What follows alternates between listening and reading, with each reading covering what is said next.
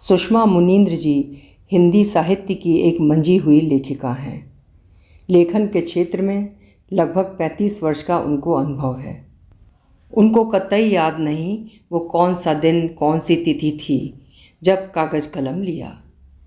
ये याद है पहली कहानी घर लिखी जो सरिता पत्रिका में 1982 में छपी थी। तब से लगातार वो साहित्य साधना में रत हैं। आज सुनिए उनकी लिखी हुई कहानी बात निकली लेकिन दूर तलक नहीं गई। मेरी ज़ुबानी। मैं हूँ सीमा सिंह। पंचभूत ब्रह्मांड के दो एकनिष्ठ सत्य, जन्म और मरण। इन दो सत्य के बीच जो उपक्रम चलते हैं उन्हें चिकित्सीय भाषा में जीवन और आध्यात्मिक भाषा में कर्मयोग कहते हैं। मनुष्य का प्रयास बल्कि प्रत्याशा होती है जीवन को अभीष्ट की तरह जिए। यही प्रत्याशा साधन सुविधा विहीन 32 वर्षीय लज्जा को अपनी 1.5 साल की चौथी पुत्री एकादशी को लेकर है। घरेलू नाम से संबोधित की जाती तीनों बड़ी बेटियों का उचित नामकरण बकिया ग्राम की माध्यमिक पाठशाला में भर्ती के समय हुआ है। लज्जा के पति जोगेंद्र, जिसे जोगिंदा कहा जाता है, को जो नाम सूझ गया लिखा दिया। चौथी पुत्री चूँकि एकादशी के दिन जन्मी है, लज्जा उसे एकादशी पुकारने लगी। सोच रखा है शाला में यही नाम दर्ज होगा। कीर्तनपुर से 15 किलोमीटर की दूरी वाले बकिया की आबादी 9000 है। यहाँ बहुतायत में तिवारी ब्राह्मण बसे हैं, अतः इनका मोहल्ला तिवरान कहा जाता है। एक वक्त था जब चमकती पुरोहिताई और संपन्न कृषि के कारण तिवारी श्रेष्ठ माने जाते थे। लज्जा वाली तीसरी पीढ़ी तक आते आते श्रेष्ठता चौपट हो गई है, पर अभ्यासवश ये विप्रवर हम बकिया के तिवारी हैं कहना नहीं बिसरते। चौपट होने के कारण स्पष्ट हैं। पूजा कथा में लोगों की आस्था क्षीण होती जा रही है और पीढ़ियों में विभक्त होते हुए कृषि भूमि इतनी विभक्त हो गई है कि लज्जा के हिस्से में जो कुल 5 एकड़ है उससे सालाना समुचित अन्न नहीं मिलता। अपनी पीढ़ी को मेहनती करार देते हुए बाबू अर्थात ससुर अक्सर धिक्कार व्यक्त करते हैं। यह पीढ़ी जांगर चोर है, न पुरोताही सीखी न खेती करने का जांगर है। इतने बुरे दिन आ गए कि बाहमन के लड़िका मजूरी करने कीर्तनपुर जाते हैं। ये वक्रोक्ति बाबू मूलतः जोगिंदा को सुनाते थे। बड़े पुत्र नरेंद्र ने कीर्तनपुर के एक बैंक में गार्ड का स्थान ग्रहण कर बाबू को जो तसल्ली दी उसे दुर्बुद्ध जोगिंदा बकिया के ठेकेदार के साथ मजदूरी करने कभी कभी कीर्तनपुर जाकर मटियामेट कर चुका है। जब से कीर्तनपुर के कारावास में बंद है, लज्जा कभी बाबू के साथ कृषि में स्वेद बहाती है, कभी ठेकेदार के साथ मजदूरी में। बाबू की बूढ़ी आंखों में अब धिक्कार नहीं संताप होता है। तिवारियों के ऐसे दिन आ गए कि कुल लक्ष्मी नाहन जाति के साथ ईंट पाथर ढोती है। जब से घर बटा किस्मत बट गई। ये दंग कर देने वाला गृह विभाजन अम्मा के प्रश्रय में हुआ है। घर के साथ अम्मा बाबू भी बट गए। लज्जा की बेटियों को देखकर अम्मा का कपार तड़कने लगता था। उन्होंने नरेंद्र की पत्नी नगीना को 3 वंशधर जनने के प्रताप स्वरूप तदुहाई अर्थात पूतों वाली की पदवी भर नहीं दी, उसके हिस्से में रहने भी चली गईं। जब तक जीवित रहीं लज्जा के कलेजे में त्रिशूल चलाती रहीं। लड़कियां चूल्हा संभाल लें पर वंश न संभालेंगी, इसके लिए दादू चाहिए। सहृदय बाबू जोगिंदा की अकर्मण्यता से तादाद में नहीं बैठा पाते, तथापि लज्जा के हिस्से में रहते हैं। नरेंद्र ने अपने हिस्से में इस तरह भित्ति निर्माण करा लिया है कि हिस्सा घर का अर्ध भाग नहीं स्वतंत्र भाग जान पड़ता है। लज्जा के हिस्से की भित्तियों को सुधार का इंतज़ार है। लज्जा की गृहस्थी में आपदाओं की प्रचुरता है। नई आपदा यह कि सप्ताह भर से एकादशी ज्वर से पीड़ित है। बकिया के झूला छाप डॉक्टर ने 5 दिन उपचार कर 6ठे दिन खेद व्यक्त कर दिया। Dengue, chikungunya, swine flu, malaria, क्या क्या तो बगरा है। एकादशी को कीर्तनपुर के जिला अस्पताल में भर्ती कराओ। कल सुबह जाऊंगी। बड़ी बेटी नंदिनी रसोई संभाल लेती है, छोटी बहनों को साथ ले वक्त पर शाला चली जाती है। बाबू ज़रूरत मुताबिक संबल देते हैं। फिर भी सुबह जल्दी उठकर लज्जा ने ज़रूरी काम संपादित कर दिए। मोटे कपड़े के झोले में पानी वाली प्लास्टिक की बोतल, बिस्कुट का पैकेट, 2 रोटी, गुड़ रखते हुए 8 बज रहे हैं। एकादशी को गोद में लेकर लज्जा ओसारे में बैठे बाबू के पास आई। बाबू, एकादशी का बुखार नहीं उतर रही है, डॉक्टर बोले हैं यहाँ इलाज ना होगा, कीर्तनपुर में भर्ती कराओ। थोड़ा पैसा मेरे पास है, तुम्हारे पास कुछ हो तो दे दो। चकमा खाए बाबू ने लज्जा को भरपूर निहारा। जोगिंदा से अकारण पिट जाने वाली लज्जा में चरम स्थिति से गुजरकर इतनी दृढ़ता आ गई है कि मालकिन की तरह फैसले लेने लगी है। हमहू चलते हैं, ज़रूरत होगी तो मोबाइल पर बताऊंगी, ऑटो से आ जाना, तुम्हारे घुटने वैसे भी पिराते हैं, लड़कियां स्कूल से आएँ तो पढ़ने बैठा देना। जिठानी के मंझले पुत्र ओंकार को ले जा। जानते तो हो, जिज्जी से देखा दृष्टि अर्थात एक दूसरे की ओर देखना नहीं है। कहती है मेरे कारण दादा भाई फरारी काट रहे हैं, जिंदा हैं धौंकी मर गए, आराम से जाना हो। कपोल और गर्दन के झुलसे दाहिने हिस्से को आंचल से मूंदती छिपाती लज्जा माध्यमिक शाला के समीप आ गई। मजदूरी के लिए कीर्तनपुर जाते हुए जानती है यहाँ से ऑटो मिलता है। लज्जा जब पहुँची, क्षमता से अधिक भरा ऑटो गमन के लिए तत्पर था। लज्जा ने हाथ हिलाकर रोका। लोगों ने कसमसाकर उसके बैठने लायक जगह बना दी। बाबू वाणी को वक्र कर कहा करते हैं, हम लोग कीर्तनपुर पैदल या साइकिल चलाकर सपाटे से जाते थे, अब लोगन को ऑटो चाहिए या फटफटी। ऑटो ने रफ्तार पकड़ ली। लज्जा इस पथ को चीनती है, मजदूरी करने इसी पथ से कीर्तनपुर जाती है। जोगिंदा से मिलने कारावास कभी नहीं जाती। बाबू को जोगिंदा का हिंसक हृदय आज भी हदस से भरता है, पर पिता होने के नाते मुलाकात की तिथि पर उससे भेंट मुलाकात करने चले जाते हैं। लज्जा ने ऑटो की रफ्तार से उत्पन्न हो रही सरसराती हवा से बचाव के लिए एकादशी को शॉल से भली प्रकार मूंद लिया। इसे पुत्री नहीं, चुनौती की तरह ग्रहण किया है। चुनौती मानते मानते इससे इतना मोह हो गया है कि सबसे अधिक फिक्र इसी की रहती है।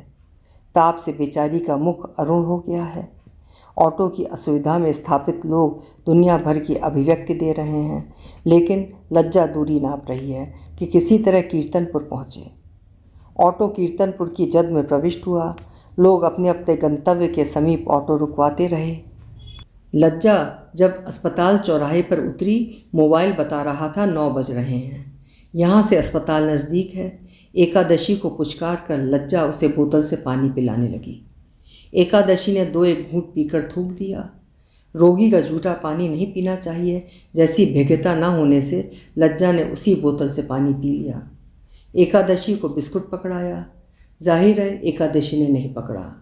लज्जा ने घाम बरसा रहे अंत भादों के आसमान को निहारा। वैसे वहाँ से मदद आने वाली है। चौराहे से अस्पताल की ओर गई सड़क को दूर तक निहारा, जैसे अनुमान लगा रही हो अस्पताल पहुँचने में कितना वक्त लग जाएगा। कितने लोग, कितने वाहन। मनुष्य और वाहनों की अभ्यस्त हो चली आवारा गऊएं बिना किसी को हुरपेटे सड़कों पर विचर रही हैं। अरे बप्पा, कीर्तनपुर पहले ऐसा नहीं था। सड़कों में सभ्यता दिखती थी। लज्जा असभ्य सड़कों में जल्दी जल्दी रेंगने लगी। अस्पताल परिसर के विशाल लौह गेट से दाखिल होते हुए परिसर में जमा भीड़ को देखकर दंग हुई। ऐसी भीड़ तो मेले में होती है। जान पड़ता है सगला कीर्तनपुर बीमार है। कहा जाता है सरकारी चिकित्सालय नरक कुंड है, पर यह अस्पताल ना हो तो अंदाज लगाना कठिन है कि कितने लोग काल के गाल में अकाल समा जाएंगे। लज्जा निराश्रित सी एक ओर खड़ी हो गई। 2-3 बार अस्पताल आई है। चीज़ों को गहराई और गंभीरता से नहीं परखती, अतः स्थान और राह को याद नहीं रख पाती। उसे अस्पताल बहुत बदला हुआ सा लगा। किस ओर भागदौड़ करे कि डॉक्टर एकादशी को तत्काल भर्ती कर बोतल अर्थात सलाइन लगा दें। ड्रिप लगाना उसे हर मर्ज का शर्तिया उपचार लगता है। उसका ध्यान वहीं खड़ी कुलीन मुख वाली 2 स्त्रियों की ओर गया। कीमती हुलियों को देखकर अदब अपने आप आ जाता है। लज्जा ने कहा, नमस्ते मैडम जी। नमस्ते। लड़की को लड़का वाले अर्थात बाल रोग विशेषज्ञ डॉक्टर को दिखाना है। कहाँ बैठते हैं? लड़का वाले डॉक्टर? लज्जा ने मंतव्य स्पष्ट किया। छोटे बच्चों के डॉक्टर अलग होते हैं ना। Child specialist? जी। वो हॉस्पिटल बिल्डिंग देख रही हो, वहाँ किसी से पूछ लेना। जी। 2 मंजिला अस्पताल, कितने बरामदे, कितने दालान, कितने विभाग, कितने वार्ड, कितने कक्ष। इधर उधर भटक कर लज्जा को लगा दीवारों और द्वारों की भूल भुलैया में से नहीं निकल पाएगी। 2-4 लोगों से दिशा निर्देश लेकर आखिर सही जगह पर पहुंची। 8 दर्जा उत्तीर्ण होने से पढ़ने लायक पढ़ लेती है। कक्ष के बाहर पट्टिका में पढ़ा, बाल रोग विशेषज्ञ। कक्षा के उड़के द्वार की संद से झांकने लगी। समीपी स्टूल में आरूढ़ कर्मचारी विराजमान है। अदब सलीकेदार को मिलता है। लज्जा के सस्ते ग्रामीण पहनावे, झुलसे मुख और गर्दन को देखकर कर्मचारी ने बेरुखी दिखाई। क्या देख रही हो? एकादशी को तेज बुखार है, डॉक्टर को दिखाना है। पर्ची है? नहीं। ओपीडी में पर्ची बनवाओ, बिना पर्ची के डॉक्टर नहीं देखते। लज्जा गिड़गिड़ाने लगी। डॉक्टर जो मातबर अर्थात दयालु होंगे, बिना पर्ची के देख लेंगे, पर्ची के बिना नहीं देखते। लज्जा जानती है अस्पताल में इमरजेंसी का महत्व होता है। इमरजेंसी है कि नहीं है डॉक्टर जानेंगे, पर्ची बनवाओ। नियम ज्ञात हो गया है, अरज का अर्थ नहीं। एक हाथ में एकादशी को, दूसरे हाथ में झोला संभाले 2-4 लोगों से दिशा निर्देश ले लज्जा ओपीडी स्लिप काउंटर पर पहुंची। 8 काउंटर, महिला और पुरुषों की पृथक कतारें। लज्जा चकमा खा गई। अपने लेखे जल्दी आ गई है। लोग क्या सुकबा मतलब शुक्र तारा देखते ही कतार में लग गए हैं। भगवान, तुमने इतने रोग काहे बनाए? एकादशी को कब बोतल चढ़ेगी? लज्जा महिला कतार में लग गई। जो महिला सबसे आगे खड़ी होगी किस्मत वाली है। देखते देखते लज्जा के पीछे कई महिलाएं खड़ी हो गईं। अस्वस्थता से अधीर एकादशी कुछ देर शांति बनाए रही, फिर क्षीण स्वर में रोने लगी। लज्जा ने पुचकारा, एकादशी पानी पिएगी? बच्ची को शॉल में क्यों मूंदे हो, हवा लगने दो। लज्जा ने पीछे देखा। सुझाव देने वाली अधेड़ स्त्री पहनावे से अच्छे स्तर की जान पड़ती है। जी मैडम। लज्जा ने शॉल की जकड़न ढीली कर बिस्कुट एकादशी के अधरों पर रखा। एकादशी ने प्रतिक्रिया नहीं दी। अस्पताल प्रबंधन, शासन प्रशासन अपने भाग्य की निंदा करते कतार में लगे लोगों के चेहरे ऐसे हो रहे हैं जैसे अब नहीं तब किसी से लड़ पड़ेंगे। कोलाहल से विरत लज्जा अपने असमंजस में मुब्तला है। नंदिनी ने बाबू को खाना परस दिया होगा। आज वो स्कूल नहीं जा पाई होगी, दोनों छोटी स्कूल चली गई होंगी। अच्छा है जो एकादशी सो गई है, रोती को संभालना कठिन होता। जोगिंदा का नाश होता तो मालूम करता लाइन आगे क्यों नहीं बढ़ रही है। लज्जा ने आगे वाली स्त्री से पूछा, लाइन आगे काहे नहीं बढ़ रही है? सर्वर डाउन है, पर्ची नहीं बन रही है। ई हॉस्पिटल योजना के लिए जब से जिला अस्पताल NIC अर्थात नेशनल इन्फॉर्मेशन सेंटर के हवाले किया गया है, तब से सर्वर सुविधा कम समस्या अधिक बन गया है। लज्जा सर्वर डाउन होने का अर्थ नहीं समझी, लेकिन समझ गई पर्ची नहीं बन रही है। कतार में पता नहीं कितना वक्त बिताना पड़ेगा। वक्त बीत रहा है। पीछे वाली स्त्री ने हस्तक्षेप किया, बच्ची का सिर लटका जा रहा है, कैसे संभालती हो? एकादशी का सिर सीधा करते हुए लज्जा ने देखा कि उसका मुंह चिड़िया की चोंच की तरह खुला है। बेटी एकादशी पानी पिएगी? देख तो मैडम जी, एकादशी की तबीयत ज़्यादा खराब है। स्त्री काफ़ी ज़ोर से बोली, अरे ये बेहोश हो गई है। लोग आत्मकेंद्रित और असंवेदनशील हो गए हैं, तथापि आपात स्थिति में सहयोग करने की वृत्ति उनमें मौजूद है। तभी ना बाढ़ में डूबते लोगों को बचाने हेतु कुछ दिलेर आगा पीछे सोचे बिना पानी में कूद जाते हैं। कुछ लोग कतार से निकलकर लज्जा के पास आ गए। एकादशी की मूर्छा ने दास्तान बना दी। हाँ, ये बेहोश है। सरकारी अस्पताल जैसा भौसा अर्थात अव्यवस्था कहीं नहीं है। अस्पताल वालों के हाथ में क्या मेहंदी लगी है जो मैनुअली पर्ची नहीं बना सकते? न पर्ची बनेगी, न डॉक्टर मरीज की नाड़ी पकड़ेंगे। कैसे न पकड़ेंगे? बहन जी आप आगे आओ, सीधे काउंटर पर चलो। अवाक लज्जा कि प्रज्ञा सुनिश्चित नहीं कर पा रही थी कतार में लगे रहकर बेवकूफ़ी कर रही है या कतार से हटकर अपनी जगह खोकर करेगी। उसने हठात देखा 10-12 लोगों ने उसे घेरे में ले लिया है। आओ बहन जी कहकर बलशाली देह बाह वाला व्यक्ति अनायास मामले का प्रणेता बन गया, जो कि अंत तक बना रहा। बलशाली के नेतृत्व में 10-12 लोगों का समूह लोगों की आवाजाही के मध्य जगह बनाता हुआ काउंटर तक पहुंचा। बलशाली ने काउंटर प्रभारी को जागरूक किया। ओ हल्लो, लाइन में लगे लगे बच्ची बेहोश हो गई है। प्रभारी ने समूह को देखा, एकादशी के खुले मुंह को देखा। अस्पताल में रहने का लंबा अनुभव है। बलशाली की काया बता रही है कि हंगामा करने की वजह ढूंढता होगा। एकादशी की दशा बता रही है स्थिति गंभीर है। प्रभारी स्तब्ध फिर सतर्क हुआ। आइए। प्रभारी के लंबे डग बाल रोग विशेषज्ञ कक्ष के सम्मुख जाकर थमे। समूह से बोला, ये इमरजेंसी केस है, आप लोग यहाँ भीड़ ना लगाएं, डॉक्टर साहब नाराज़ होंगे। एक ने कहा, हमारा मरीज बेहोश ना हो तो नहीं देखेंगे, पर्ची नहीं बन रही है तो हम कहाँ फरियाद करें। प्रभारी फरियाद पर चित्त न देकर भीतर दाखिल हो गया। पीछे लज्जा थी। बलशाली उसे अजीज लग रहा था। बोली, भैया आप भी अंदर आ जाओ।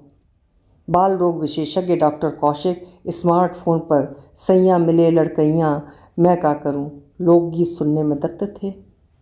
3 मूर्तियों को देखकर उचक गए। ओडीपी स्लिप बनने लगी। प्रभारी बोला, नो सर, लिंक डाउन है, ये इमरजेंसी केस है। चिकित्सक ने मोबाइल ऑफ कर एकादशी की दशा पर चित्त दिया। नाड़ी पकड़ते ही जान गए प्राण चोला छोड़ चुके हैं। लोकगीत से प्राप्त हो रही मुग्धता विलुप्त हो गई। सरवर की आंख मिचौली के कसूरवार वे नहीं हैं, पर भीड़ तंत्र की ताकत होती है। लोगों में धैर्य, विनम्रता, सहनशीलता का लेश नहीं बचा। कारण अकारण उपद्रव कर देते हैं। उचित उपचार के बावजूद रोगी न बचे, इसे संबंधित चिकित्सक की लापरवाही मान लेते हैं। 1-2 बार चिकित्सक पिट चुके हैं, 1-2 बार पिटते पिटते बचे हैं। एकादशी के नादान मुख को देखा। मृत्यु और आसन्न मृत्यु के क्षण विलक्षण होते हैं। जीवित को न मिले पर मृतक को एकाग्रता मिलती है। परस्पर लड़ने वाले भिन्न राजनीतिक दल के लोग विरोधी दल के मृतक को श्रद्धांजलि देते हुए वे गुण ढूंढ लेते हैं जो वस्तुतः उनमें नहीं होते।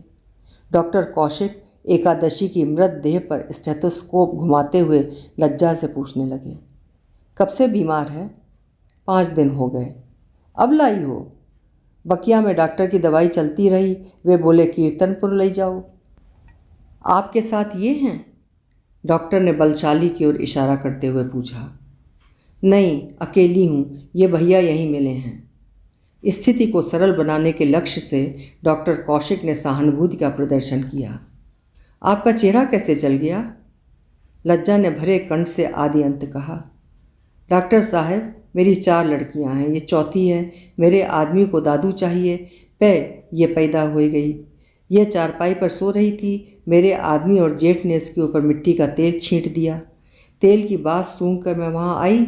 मेरा आदमी माचिस किरिर रहा था, अर्थात जला रहा था कि मैं चिल्लाने लगी। अधर्मी के ऊपर देवी सवार हो रही थी। मेरे सिर में दाहिनी तरफ तेल उड़ेल दिया। जेठ ने माचिस किरिर दी। ससुर ने आग बुझाई दी। साहब, मुझे भी देवी सवार हो गई। मैंने रिपोर्ट कर दी। मेरा आदमी जेल में है, जेठ फरार हो गए तो आज तक मालूम नहीं कहाँ हैं। डॉक्टर कौशिक भयभीत हैं, लेकिन सोचने लगे, कन्या भ्रूण हत्या का इतना जोर है, जबकि ये साधन सुविधा विहीन स्त्री 4 बेटियों को ममता दे रही है। तुम हिम्मत वाली हो। प्रभु ने इसे लड़की बनाया था, इसका कौन दोष? बोतल चढ़ा दीजिए, होश में आ जाएगी। इमरजेंसी वार्ड में भर्ती करना पड़ेगा। 10 बेड वाला इमरजेंसी वार्ड। डॉक्टर कौशिक ने बलशाली सहित किसी को अंदर नहीं आने दिया। लज्जा से बोले, तुम आओ। डॉक्टर कौशिक ने वार्ड में तैनात नर्स को एहतियात बरतते हुए अंग्रेजी में जाली काम की रूपरेखा समझा दी। लज्जा को तुष्ट करने के लिए ऑक्सीजन और IV फ्लूइड लगाने का दिखावा करना है। 1 घंटे बाद एकादशी नहीं रही सूचित कर लज्जा को रफा दफा करना है। मामला संवेदनशील हो ना हो बना दिया जाता है। आज लिंक डाउन होने से लोग वैसे भी आक्रोशित हैं। युवा नर्स ने एकादशी की निस्पंद देह देखी। उसे मौत देखने से भय नहीं लगता, लोगों में बढ़ती जा रही हिंसक वृत्ति से लगता है। एक दो बार इसी वार्ड में 2 लोग उससे बहुत बहस कर चुके हैं। एकादशी को दिखावे के लिए ऑक्सीजन और बोतल लगाकर नर्स को निर्देश दे समूह को भीड़ न लगाने का निर्देश देकर डॉक्टर कौशिक चले गए। लौट रहे बलशाली से लज्जा ने कहा, भैया 1-2 बार आकर हाल पूछ लेना, अकेली हूँ, जी घबराता है। देख लूँ पर्ची बनने लगी कि नहीं, फिर आता हूँ, चिंता न करें। बलशाली के जाने पर नर्स ने अमन पाया। लज्जा से बोली, घर से किसी को बुला लो, कैंटीन में कुछ खा लो, मैं एकादशी को देख रही हूँ। रोटी गुड़ मेरे पास है, बाहर बैठकर खा लो, यहाँ सब सीरियस मरीज हैं, शांति रहनी चाहिए। बाहर बरामदे में दीवार से टिककर भूमि में बैठी लज्जा रोटी निगलने लगी। नहीं खाएगी तो एकादशी की तरह मूर्छित हो जाएगी। एकादशी को ठीक होने में 1-2 दिन तो लग ही जाएंगे। बाबू को कॉल कर बताना पड़ेगा, लड़कियों का ध्यान धरेंगे। प्लास्टिक बोतल का पानी चुक गया। लज्जा पानी लेने चली गई। लौटी तो देखा बलशाली वार्ड में ताक झांक कर रहा है। उसे आते देखकर बोला, एकादशी कैसी है? होश नहीं आया है? कैसे आएगा? बलशाली का अनुमान था एकादशी कतार में ही मर गई थी। वो तथ्य का सत्यापन करना चाहता था। तेज व्यवहार दिखाते हुए एकादशी के बेड पर पहुंचा। सांस न चलने का आभास हुआ। ड्रिप लगी है पर चलाई नहीं गई है। वो नर्स के पास गया। सिस्टर, ड्रिप क्यों नहीं चलाई? नर्स चाहती थी जितनी जल्दी हो सके मामले का पटाक्षेप हो जाए। देखती हूँ। नर्स बोतल को हिलाने लगी। बलशाली इस तरह तन गया मानो आम जन का मसीहा बनकर ही रुकेगा। सिस्टर, मैं समझ गया था बच्ची जीवित नहीं है, आप लोग डेड बॉडी के साथ खिलवाड़ कर रहे हैं। नर्स अकबका गई। यहाँ शोर न करें, पेशेंट घबराते हैं। डॉक्टर को बुलाओ। नर्स के फ़ोन कॉल पर डॉक्टर कौशिक गंभीर मुद्रा में प्रकट हुए। सिस्टर, ऑक्सीजन हटा दो। बलशाली ने खंडन किया। ऑक्सीजन की ज़रूरत कब थी कि हटाने की बात कर रहे हैं? बच्ची लाइन में ही मर गई थी। डॉक्टर कौशिक ने स्पष्ट किया, एकादशी क्रिटिकल कंडीशन में यहाँ लाई गई। हमने कोशिश की। मान लेता हूँ आपने कोशिश की, आपको मानना पड़ेगा पर्ची नहीं बन रही थी। लज्जा बलशाली के आरोप पर विश्वास करे अथवा चिकित्सीय प्रयास पर। घाम, ज्वर, भूख से एकादशी का मुख शिथिल हो गया है। उसने पुत्री नहीं खोई है, चुनौती का सामना शायद ठीक से नहीं कर सकी। इसे बचाने का कितना जतन किया, चेहरा ठीक दिखता था, इसे बचाने के प्रयास में झुलस कर कांतिहीन हो गया है। वो एकादशी के हाथ पैर टटोलते हुए डिंड पुकार कर रोने लगी। नर्स ने रोका, शांत रहो, यहाँ सब सीरियस पेशेंट हैं, घबरा जाएंगे। लज्जा इस तरह सहम गई मानो रोकर अपराध कर रही है। डॉक्टर कौशिक लौट गए। एकादशी मनुष्य से मिट्टी बन गई। मिट्टी को स्ट्रेचर पर रखकर वार्ड से बाहर कर दिया गया। वार्ड बॉय ने लज्जा से पूछा, साथ में कौन है? कोई नहीं। कैसे ले जाओगी? किसी को बुलाती हूँ। लज्जा ने मोबाइल पर बाबू को सूचित किया। बाबू इतना ही बोले, घबरा मत, कुछ इंतज़ाम करता हूँ। ओंकार घर में होगा तो उसे भेजता हूँ। नृत्य के क्षण विलक्षण होते हैं। बलशाली ने एकाएक सिरफिरे की तरह शव को बाजुओं में उठा लिया, मानो स्थिति को अब वही संचालित करेगा। भौसा नहीं सहेंगे बहन, हम सिविल सर्जन के पास जाएंगे। लज्जा को लगा अब उसके हाथ में कुछ नहीं है। एकादशी के झूल गए शीश को हथेली का सहारा देकर बोली, मैं बकिया जाऊंगी, का टाइम हो रहा है, अंधियार होने से पहले मिट्टी देना है। बलशाली सिर्फ अपनी कह सुन रहा है। कभी सर्वर डाउन है, कभी डॉक्टर नहीं है, कभी स्टोर से दवाइयाँ गायब हैं, अस्पताल में सब निकम्मे हैं। नर्स ने आने वाले जलजले को भांप लिया। जाने दीजिए, बच्ची की मिट्टी क्यों खराब करते हैं? हमारी बात न सुनी गई तो हम तुम लोगों की औकात खराब करेंगे। सुनो सिस्टर, मैं सिविल सर्जन से जानना चाहता हूँ सर्वर का क्या भरोसा है। नर्स ने लज्जा को भयभीत किया।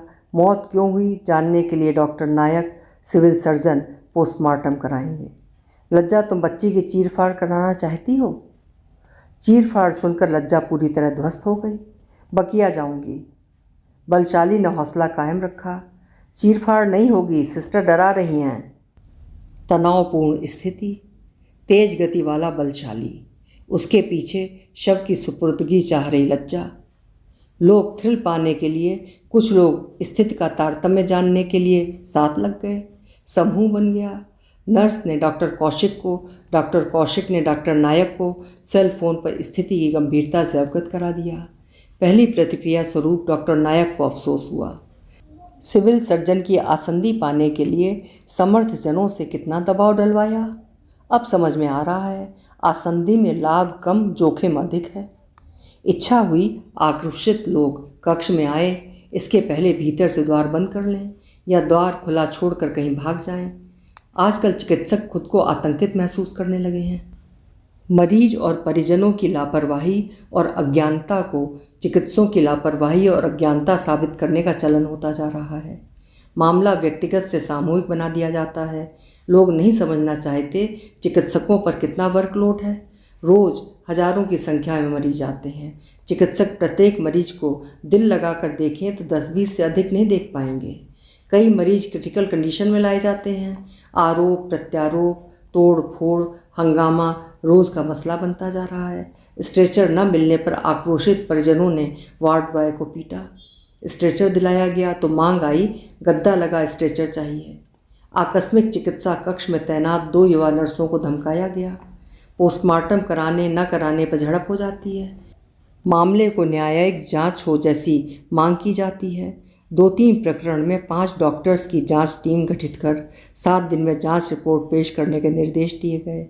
चिकित्सक के विरुद्ध आपराधिक प्रकरण कायम हो, पीड़ित को मुआवजा दिया जाए, चिकित्सक को बर्खास्त किया जाए जैसी मांगें उठती ही रहती हैं। जूनियर डॉक्टर्स पिट चुके हैं। कभी चिकित्सक हड़ताल पर गए, कभी पैरा मेडिकल स्टाफ हड़ताल पर गया। ओपीडी, आईपीडी के मरीज परेशान हुए। कई बार डीएम या एसडीएम, डीएसपी, टीआई सिटी कोतवाली को मामला शांत करने के लिए आना पड़ता है। ऐसी स्थिति में शर्म का सामना करना पड़ता है। मोबाइल अलग झंझट है। लोग फ़ोटो लेने पर उतारू हो जाते हैं। मीडिया हरदम नायाब की खोज में तल्लीन रहता है। अखबारों की हेडलाइन बन जाती है। जिला अस्पताल में बहुत कुछ चिकित्सीय धर्म के विरुद्ध हो रहा है। नर्सें नींद लेती हैं, मरीज कराहते हैं। डेंगू, चिकनगुनिया, स्वाइन फ्लू जैसे गंभीर रोग के रोगियों को चिकित्सक यहाँ पर्याप्त सुरक्षा उपकरण नहीं है कहकर इसलिए बाहर ले जाने के लिए रेफ़र कर देते हैं कि दुर्योग से रोगी ना बचा तो स्थानीय लोग तो उपद्रव करते हैं। प्रत्येक सावधानी पर चिंतन कर डॉक्टर नायक ने आवश्यकता अनुसार बचाव में कुछ कहने के लिए डॉक्टर कौशिक को बुला लिया। सिटी कोतवाल से मोबाइल पर आग्रह किया 2 सिपाही तत्क्षण इस तरह भेजें जिनका आना आकस्मिक नहीं प्रयोजनपूर्ण लगे। कक्ष के बाहर बैठे कर्मचारी को निर्देश दिया, कई लोगों को एकाएक कक्ष में न आने दें। डॉक्टर नायक ने चेहरे को कर्मठ बनाकर खुद को स्थिति का सामना करने के योग्य बना दिया। समूह को देखकर कर्मचारी ने कहा, 2-4 लोग जाकर बात करो। आओ बहन। बलशाली चाहता था लज्जा अग्रणी की तरह प्रविष्ट हो। ग्रामीण मूर्खता में लज्जा नहीं समझी। एकादशी शव मात्र नहीं, विराट लक्ष्य बन गई है। नहीं, हम अपनी बात रखेंगे, चीरफाड़ नहीं होगी। नुमाइश की तरह शव थामे हुए बलशाली कक्ष में दाखिल हुआ। किसी ने लज्जा को ठेलकर भीतर कर दिया। वो इतनी भ्रमित है कि अच्छे कक्ष में आसीन डॉक्टर नायक उसे अनोखे लग रहे हैं। डॉक्टर नायक ने लज्जा को देखा। भयातुर विपन्न स्त्री। बोले, बैठो। जी। एक कुर्सी में संकुचित लज्जा, दूसरी में तना हुआ बलशाली बैठा। कहिए। बलशाली जानता है घटित उसे ही कहना है। डॉक्टर नायक ने ऐसी अनभिज्ञता से सुना मानो ठीक अभी घटित जान रहे हैं। वे आश्वासन का महत्व समझते हैं। आश्वासन त्वरित रूप से ढाढ़स और मोहलत देता है। अच्छा इलाज हो, हम इसलिए यहाँ हैं। आपकी सराहना करता हूँ कि आपने उपद्रव न कर मामले की शांति से मुझे बताना बेहतर समझा। मेरे पास शिकायत आती है तो मैं जांच जरूर कराता हूँ, लिंक डाउन की जानकारी लूँगा। भरोसा दिलाता हूँ ऐसी स्थिति में मैनुअली स्लिप बनाई जाएगी। डॉक्टर नायक के सद्व्यवहार ने बलशाली को मंद कर दिया। वैसे भी पद का प्रभामंडल होता है। बलशाली का वो लहजा अब नहीं है जो पैरा मेडिकल स्टाफ के सम्मुख था। सर, व्यवस्था को लेकर आम जन निराश है। डॉक्टर कौशिक समझ गए थे बच्ची जीवित नहीं है, लेकिन ऑक्सीजन लगाने का ड्रामा किया। डॉक्टर नायक ने डॉक्टर कौशिक की ओर दृष्टिपात किया। इस संबंध में आप कुछ कहें। भार डॉक्टर कौशिक पर। मिथ्याचार करते हुए स्वर असंतुलित हुआ, लेकिन संभाल लिया। आप चूंकि डॉक्टर नहीं हैं इसलिए नहीं कह सकते बच्ची ने अंतिम सांस कब ली। बच्ची को क्रिटिकल कंडीशन में अस्पताल लाया गया। बहुत वीक थी, लेकिन क्लिनिकली उसके जीवन के संकेत थे। डॉक्टर यदि मरीज को नहीं बचा पाते हैं, ये उन्हें व्यक्तिगत असफलता लगती है। आपको समझना होगा, लोग कई बार मरीज को यहाँ लाने में देर कर देते हैं। लापरवाही तो हुई है सर, पर्ची के बिना डॉक्टर देखते नहीं, मरीज परेशान होते हैं। डॉक्टर नायक बोले, आपको बता दूं, रोज़ लगभग 1,500 मरीज आते हैं। नियम ना बनाया जाए तो रोज़ भगदड़ मचेगी। भयभीत लज्जा को लगा एकादशी को विलंब से लाने के लिए उसे दोषी ठहराया जा रहा है। बोली, साहब बकिया जाऊंगी। डॉक्टर नायक को तसल्ली मिली। स्त्री दहशत और दुख में है, बलशाली अकेले चने की तरह भार नहीं फोड़ सकेगा। बोला, मैं आपका दुख समझ सकता हूँ। ये बलशाली आपके साथ हैं? नहीं, ये भले आदमी हैं। मेरे जेठऊत मतलब जेठ का लड़का बकिया से आ रहा है। लज्जा का जी चाहता है बलशाली से शव को छीनकर जितना तेज दौड़ सकती है दौड़ जाए। बलशाली बात को सहजी खत्म नहीं करना चाहता है, पर देखा 2 सिपाही चले आ रहे हैं। डॉक्टर नायक ने ऐसा प्रदर्शित किया मानो सिपाहियों का आना आकस्मिक है। आइए, पुलिस आए तो मैं डर जाता हूँ, कहीं कुछ गड़बड़ है। पहला सिपाही बोला, मुझे तो गड़बड़ आपके चैम्बर के बाहर लग रही है। कुछ लोग ताक झाँक कर रहे हैं। मैंने समझाया यहाँ भीड़ न लगाएं। वर्दीधारियों को देखकर लज्जा की बुद्धि तत्काल प्रभाव से निलंबित हो गई। उनके सम्मान में कुर्सी से उठ गई। डॉक्टर नायक ने अभयदान दिया। बैठो बैठो। लज्जा को बैठने का संकेत कर पहला सिपाही डॉक्टर नायक से बोला, सर्जिकल वार्ड में मेरे रिश्तेदार भर्ती हैं, उन्हें देखने आया हूँ। देखा आपके चैम्बर के पास भीड़ है तो हम दोनों इधर चले आए। सार समझाकर डॉक्टर नायक बोले, लोगों को शिकायत करने का हक है। दूसरा सिपाही बोला, लोग दूर से आते हैं, उन्हें असुविधा नहीं होनी चाहिए, पर बच्ची को माध्यम क्यों बनाया जा रहा है? डॉक्टर साहब, मानव धर्म का पालन होना चाहिए। ये अकेली महिला हैं, परेशान हैं, इन्हें शव वाहन से भेजने का इंतज़ाम करें। डॉक्टर नायक बोले, इंतज़ाम कराता हूँ। लज्जा को लगा घेरेबंदी से निकलने का यह अवसर है। साहब, मैं बकिया जाऊँगी। बलशाली का बल क्षीण होने लगा। लज्जा सहयोग नहीं करना चाहती। सिपाही मौजूद हैं। स्थिति तनावपूर्ण होते देख पुलिस बल को बुला लेंगे। बात निकलेगी तो दूर तलक जाएगी। जैसी स्थिति है, पर वो अकेला बात को दूर तलक नहीं ले जा सकता। अफसोस। शव वाहन तैयार है। सिपाहियों ने अपनी सुपुर्दगी में लज्जा और शव को वाहन तक पहुंचाया। लज्जा का मोबाइल नंबर याद न होने से उसे इधर उधर ढूंढकर ओंकार ने आखिर ढूंढ लिया। सिपाहियों ने उसे भी आदर के साथ शव वाहन में बैठाया। लज्जा ने माना डॉक्टर नायक और सिपाहियों जैसे मातबर लोगों के कारण घेरेबंदी से निकल सकी, वरना बलशाली एकादशी की चीरफाड़ कराकर दम लेता। शोक की बेला है, तथापि कृतज्ञ लज्जा सिपाहियों को नमस्ते करना नहीं भूली। वाहन चल पड़ा। अब जाकर लज्जा को उस तरह रोने का अवसर मिला जिस तरह शव के समीप बैठकर रोया जाता है। रोते हुए उसने एकादशी के केशों में हथेली फेरी। तुम्हारे जन्म पर नाटक हुआ, मौत पर भी हो गया। कुल 18 महीने के जीवन में तुम समझ गई ये दुनिया रहने लायक नहीं है।